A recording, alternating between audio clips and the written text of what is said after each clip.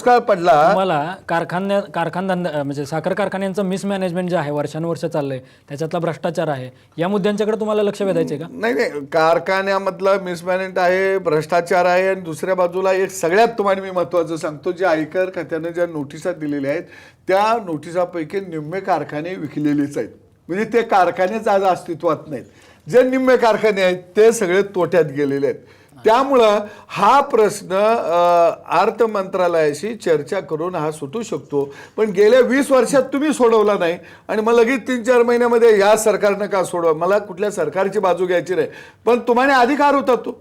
ह्या नोटिसा आज निघालेल्या नाहीत, याच्यावर क्रांतीवीर नागनाथांना नायकोडी आणि मला वाटते मेडे साहेब MD आहेत आता राजाराम साखर कारखान्याला कोल्हापूरला, ह्या सगळ्या मंडळींनी शेतकऱ्याला घेऊन मोठं आंदोलन केलेलं होतं। त्यावेळी पवार साहेब केंद्रामध्ये मंत्री होते, मग त्यावेळी हा प्रश्न निकालात निघाला असता, तुम्ही का काढला नाही? परंतु नुसती टांगती तलवार कारखानदारांच्यावर ठेवायची नेहमी, जसं एखाद्या विरोधात गेला तर तुझी मी फाईल काढतो बघ माझ्याबरोबर राहायचं, ही खेळी या सहकारामध्ये। नक्कीच पवारांनी हा का प्रश्न त्यावेळी सोडवला नाही या मुद्द्यावरती आपण पुन्हा येणार आहोत। आपल्याबरोबर विधान परिषदेचे विरोधी पक्षनेते धनंजय मुंडे आहेत, त्यांना आपण विचारूयात। ऊस उत्पादक शेतकऱ्यांचा प्रश्न केंद्र आणि राज्य सरकार म्हणावं तितक्या गांभीर्यानं घेताना दिसत नाहीये। ऊस दराबाबत अजूनही पॉलिसी डिसिजन दोन्ही सरकारांनी घेतलेला नाहीये। विरोधी पक्षनेता म्हणून तुमची या संदर्भातली भूमिका काय असेल, धनंजय मुंडे? यामध्ये मुख्यमंत्र्याच्या उपस्थितीमध्ये सर्वपक्षीय शिष्टमंडळ सुद्धा या देशाच्या वित्तमंत्र्याकडे गेलं होतं आणि तिथं प्रमुख 3 मागण्याचा विचार आम्ही करू अशा पद्धतीनं वित्तमंत्र्यांनी शब्दही दिला होता। त्यामध्ये रॉ शुगर एक्सपोर्टच्या बाबतीत इन्सेंटिव्ह देण्याच्या बाबतीतला एक निर्णय होता, जे कर्ज कारखान्यांनी घेतले त्या कर्जाचं पुनर्गठन करण्याच्या बाबतीमधला एक निर्णय होता, आणि त्याचबरोबर जे एक्साईज कारखाने केंद्र सरकारकडे जमा करतं ते एक्साईज कर्ज रूपाने कारखान्याला बगर व्याजी देण्याचाही निर्णय स्वीकारण्याचा त्या दिवशी त्यांनी सांगितला होता। पण या बाबतीमध्ये 21 जानेवारीला याचा निर्णय करू असा शब्द दिल्यानंतर मात्र आजही तो शब्द केंद्र सरकारने पूर्ण केलेला नाही, म्हणून ऊसाचा प्रश्न आजही या राज्यात गंभीर होऊन बसलेला आहे। राज्य सरकार आणि केंद्र सरकार याच्याकडे लक्ष द्यायला तयार नाही, उलट राज्य सरकार आणि केंद्र सरकार कारखान्यालाच आज अडचणीत आणायचा प्रयत्न करत आहे की जे कारखान्यांनी पूर्वी FRP पेक्षा जास्त दर दिला अशा कारखान्यावर त्यांनी इन्कम टॅक्सच्या नोटीस दिल्या आहेत, आणि FRP पेक्षा जास्त दर का दिला आणि दिला असेल तर त्याचं तुम्ही इन्कम टॅक्स म्हणून केंद्र सरकारकडे पैसे जमा करा। म्हणजे हे सरकार ऊस उत्पादक शेतकऱ्यांच्या विरोधातलं सरकार आहे, त्यांना ऊस उत्पादक शेतकऱ्यांशी काही घेणं देणं नाही हे स्पष्ट दिसून येत आहे। धनंजय, ऊस दराबाबत 31 जानेवारीपर्यंत अंतिम निर्णय घेऊ असं केंद्रीय अर्थमंत्री अरुण जेटलींनी म्हटलेलं होतं, मात्र प्रत्यक्षात हा निर्णय अजूनही झालेला नाही। याबाबत तुमचा पक्ष काय भूमिका घेईल? राज्य सरकारला यामध्ये स्पष्टपणे काही करायचं नाही। त्या दिवशीही राज्य सरकारचा सिरियसनेस आमच्या लक्षात आला होता, ज्यावेळेस आम्ही सन्माननीय जेटलींकडे गेलो होतो। आता त्यावेळेस जेटली साहेबांनी सांगितलं की 21 तारखेपर्यंत आम्ही या 3 गोष्टीचा निर्णय करू, तो निर्णय झाला नाही। मग राज्य सरकार काय करतंय? आज अर्ध्याच्या वर गाळपापासून ऊस उभा आहे, आणि अशा परिस्थितीमध्ये ऊसाचे साखरेचे दर कमी असताना FRP प्रमाणे ऊसाला दर देणं हे कारखान्याला ज्यावेळेस शक्य नसतं त्यावेळेस राज्य आणि केंद्र सरकारने त्याला मदत करायची असती, जी पूर्वी आघाडीचं सरकार असताना आणि आदरणीय पवार साहेब या देशाचे कृषी मंत्री असताना त्यांनी वेळोवेळी केलेली आहे। म्हणूनच ऊस उत्पादक शेतकऱ्यांना त्या काळामध्ये न्याय मिळाला। आज मात्र ते दिसून येत नाही। ऊस उत्पादक शेतकरी त्यांचं चांगलं व्हावं का वाईट व्हावं याच्याशी या सरकारचं काही घेणं देणं नाही। सरकार, राज्य सरकार या प्रश्नावर उदासीन आहे।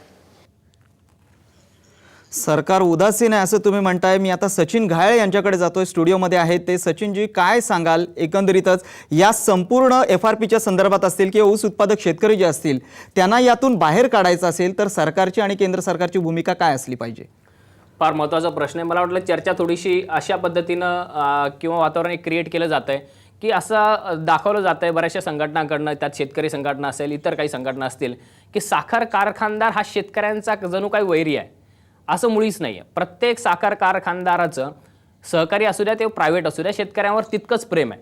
सगळ्यात महत्त्वाची गोष्ट ही शेतकऱ्यांसाठी मी क्लिअर करतो, कारण अशा पद्धतीचं एक दोन जणांना दोन बाजू एकमेकांसमोर अशा ठेवलेल्या आहेत की जसे एकमेकांचे वैरी झालेत. एक कुठलाही धंदा, कुठलाही बिझनेस जोपर्यंत तुम्ही इकॉनॉमिक्स लक्षात घेत नाही, तर इकॉनॉमिक्स जर लक्षात घेतलं नाही तर कधीच चालू शकत नाही. आज साखरचं 1 क्विंटल जर तुम्ही प्रोडक्शन म्हटलं तर तुमची इफिशियन्सी किती जरी चांगली ठेवली तर 2800 ते 2900 किंवा 3000 अक्षरशः कॉस्ट ऑफ प्रोडक्शन जाते. त्यामध्ये तुम्ही FRP धरा, त्यामध्ये तुम्ही H&Tचा खर्च धरा, त्यामध्ये तुम्ही केमिकल्स, अजून प्रोसेस केमिकल जे लागतात, त्याच्यानंतर लेबरचा खर्च धरा, प्रत्येक ॲडमिनिस्ट्रेटिव्ह खर्च धरा, व्याजाचं बर्डन धरा. 3000 रुपये प्रति क्विंटलपर्यंत जर साखरेचं कॉस्ट ऑफ प्रोडक्शन जातं आणि 2200 रुपये प्रति क्विंटल आणि कॉस्ट ऑफ प्रोडक्शन जाते आणि जर आज 2400 रुपये जर साखरेचा भाव आहे तर 600 रुपये टनामागे तोटा आहे. आणि मग अशा पद्धतीमध्ये जर 600 रुपये 1 टन गाळप केल्यानंतर जर तोटा होतो तर मग हे अर्थशास्त्र कुठं जमू शकत नाही. मान्य आहे की शेतकऱ्यांना FRP दिली पाहिजे, कारण आम्ही पण शेतकऱ्यांचेच मुलं आहोत, साखर कारखानदार हे पण शेतकऱ्यांचेच मुलं आहेत मॅक्सिमम.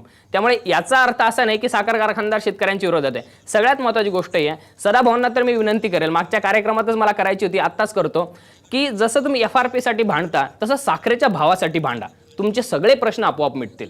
जर साखर कारखानदाराला कधी 3000 रुपये प्रति क्विंटल जर साखरेचा दर भेटला ना तर FRP मागू नका. FRP पेक्षा सुद्धा जास्त पैसे साखर कारखानदार देतील, जे याच्या आधी सुद्धा केले. कारण त्यावेळेस 3000, 3100, 3200 पर्यंत साखर गेली होती. हा बेसिक सोडून जर आपण वळलो कधी तर हे प्रश्न कधी सॉल्व्ह होणार नाही.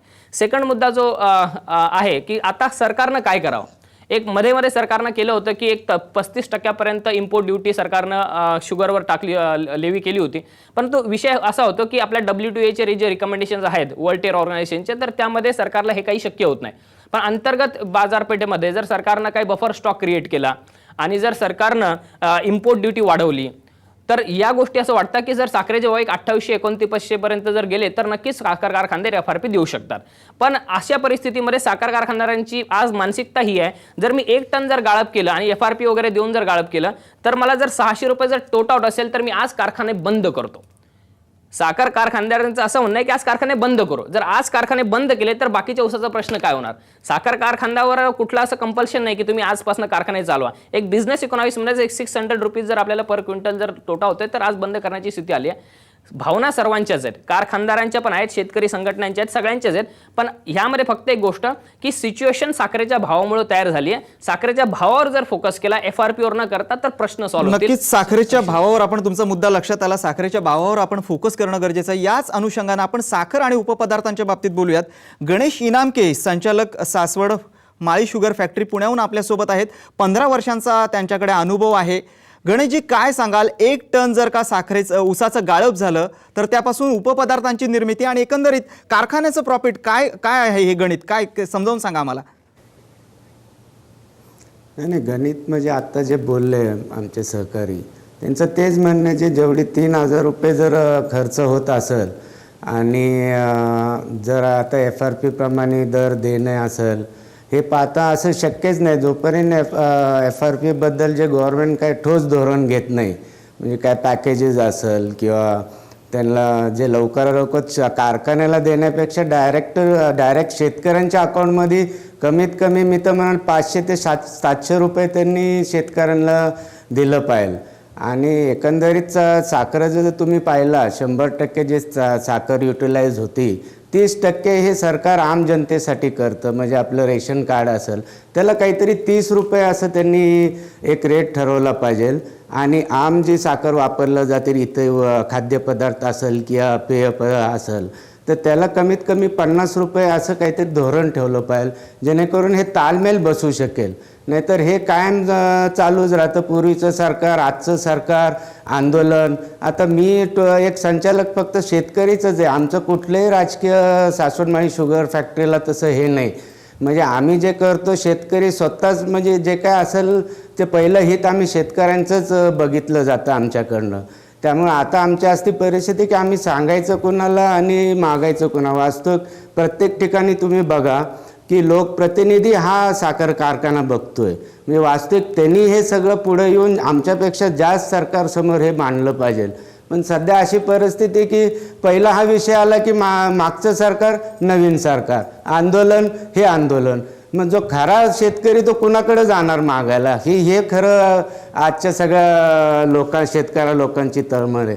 आणि कारखाना जर टिकला नाही तर शेतकरी शक्यच नाही.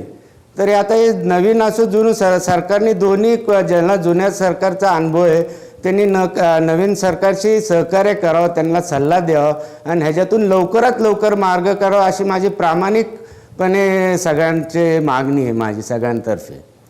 नक्कीच तुम्ही म्हणताय कारखाने टिकले पाहिजेत, शेतकरी जगला पाहिजे. याच अनुषंगानं मी संदीप भुजबळांकडे जाईल. संदीपजी, काय सांगाल की कशा प्रकारे त्यांनी जो मुद्दा मांडलेला आहे की साखरेला चांगला भाव मिळाला पाहिजे, त्यासाठी लोकप्रतिनिधींनी प्रयत्न केले पाहिजेत, काय सांगाल? मयुरेश, आपण जर पाहिलं तर या नव्या सरकारला शेतकऱ्यांच्या प्रश्नांची फारशी जाण नाही आहे.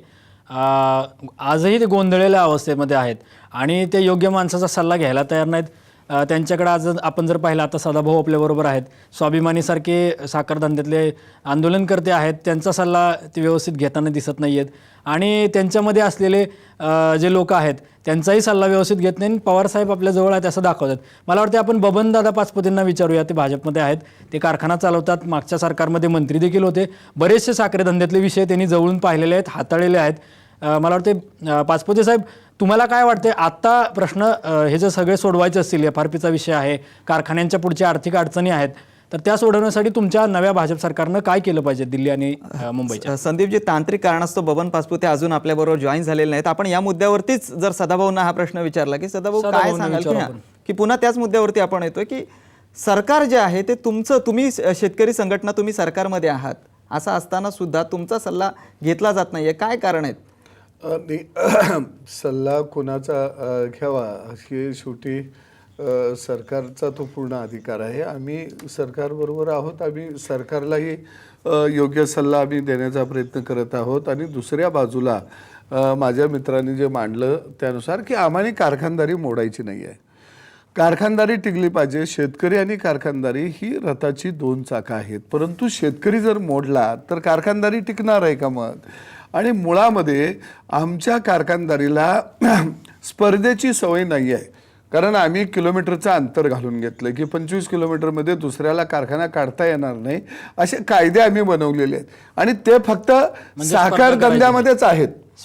इतर ठिकाणी तुम्ही पिठाच्या चक्क्या काढायला तिथं कोणाची परवानगी लागत नाही, किती काढा. मग कारखानदारीतल्या लोकांना 25 किलोमीटरचं अंतर का पाहिजे आहे, का भीती वाटती? तसं तुम्ही इतर कोणतीही फॅक्टरी काढायला त्या ठिकाणी तुमचं सरकार म्हणते ना, तुमचं सरकार म्हणते. आणि म्हणून आमचं मत आहे, संघटनेची आमची पहिल्यापासून मागणी आहे की किलोमीटरचं अंतर काढा. आणि दुसऱ्या बाजूला मी तुम्हाला एक आठवण करून देतो, 2009-10 साली साखरेचा भाव आजच्यासारखाच कोसळलेला होता, तो होता 2100-2200 रुपये. आणि त्यावेळी मात्र आम्ही उसाला भाव 2400 दिलेला होता. का तर त्यावेळी निवडणुका होत्या डोळ्यासमोर, म्हणजे त्यावेळी तुमच्याकडे पैसे आले कुठून?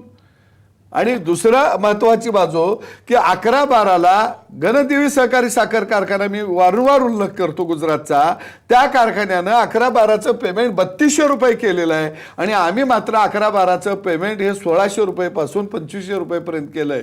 म्हणजे त्या कारखान्याला परवडतं, मग आमच्या कारखान्याला परवडत नाही.